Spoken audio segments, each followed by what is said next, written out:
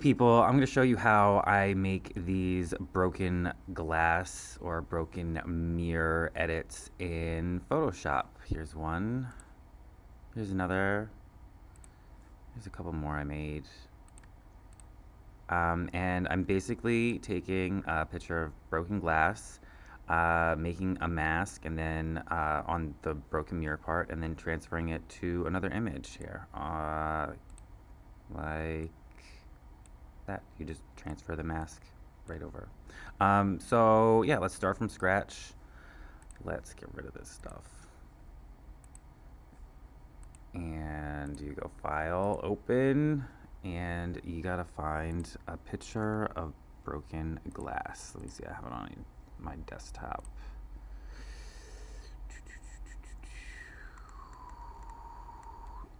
Got it. All right.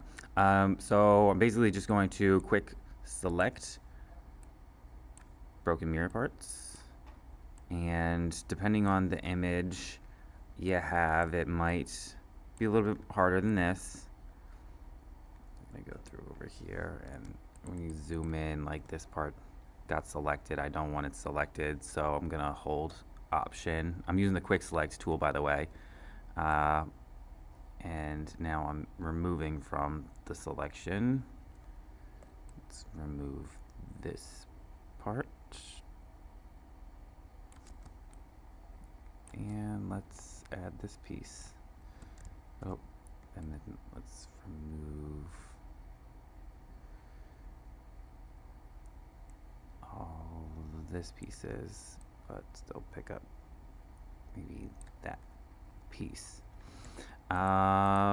And yeah, that looks pretty okay. And then what I'm gonna do is select or hit the mask button, right?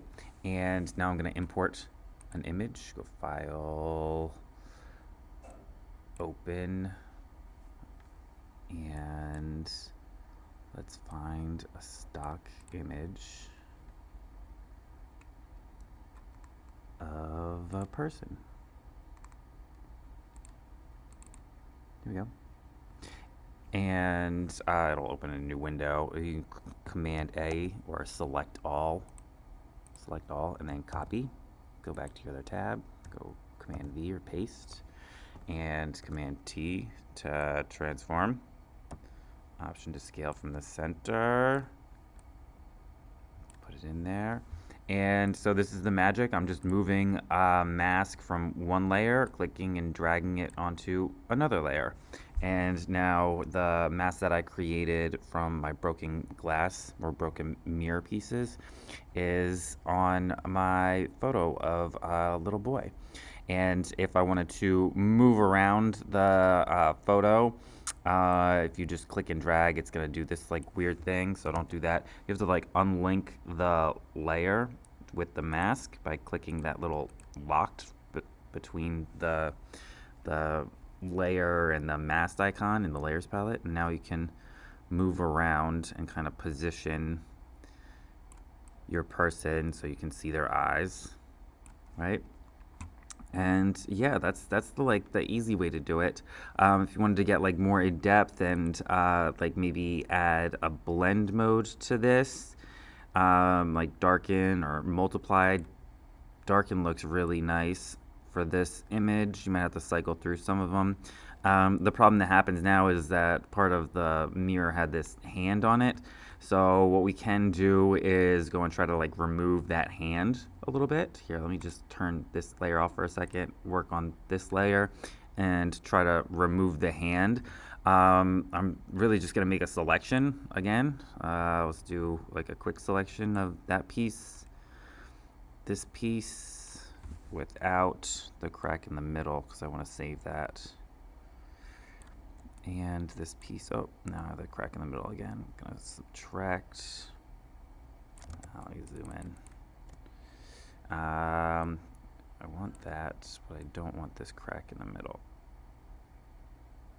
All right. So it takes a little bit of finagling with my quick select tool. But that looks like half decent. And what that selected too. So now I'm just going to use like the clone stamp tool and try to get away this hand or remove this hand. So let's do it. Let's find the clone stamp tool right here. I'm gonna pick my source over here somewhere and paint away the hand. And it's only gonna paint within the selection that I made. That's why I made the selection, to get those sharp edges around the edges of the glass. Let's do the thumb. Boom. So depending on your image, you might have to do like a little bit of this extra work. But yeah, that was easy enough.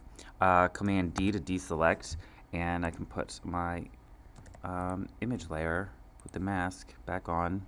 And again, this little locked icon is allowing me to move it around without moving the mask. That's it. Hope it helps.